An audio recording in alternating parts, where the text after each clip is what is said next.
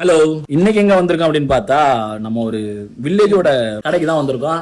இந்த கடையில என்ன ஸ்பெஷல்னு பார்த்தா டீ, வடை, இட்லி, அதுவும் இல்லாம பொங்கல் இருக்கு, அப்புறம் பூரி இருக்கு, ஆப்பம் இருக்கு. மோஸ்ட்லி என்னதை வச்சு பண்றாங்க அப்படின்னா கேஸை வச்சு கிடையாது, எல்லாமே கறி அடுப்பு வச்சு தான் பண்றாங்க. அதுவும் விறகடுப்பு. கறி அடுப்புங்கிறத விறகடுப்பு. இந்த கடையை முழுக்க இந்த கடை நம்பி இருக்கிறது வந்து விவசாய மக்களை மட்டும்தான். விவசாயம் மட்டும்தான் எனக்கு வந்து சாப்பிடுவாங்க. ரொம்ப ஹை லெவல்ல இருக்குமான கேட்டா கிடையாது.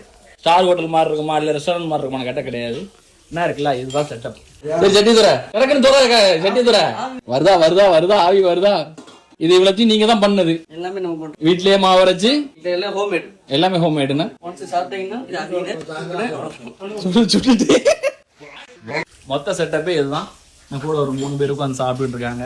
அருமையா இருக்கு. ஆமா, வடை, காஃபி. இந்த கடை ரெகுலராகவே ஓடுறது வந்து விவசாயிக்கு வந்து காலையில வந்து வேலை பார்க்க வர்றவங்களுக்கு டீ காஃபி தான் அதிகமாக சேல் ஆகும் இந்த கடையில.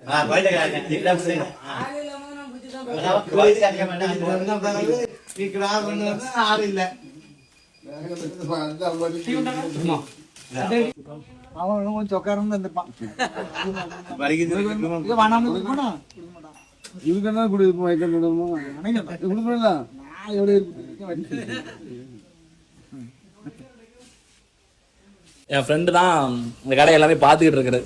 உரம், ரசாயன உரம் எதுவும் போடாம வளர்த்த ஒரு பழம் கற்பூரவள்ளி.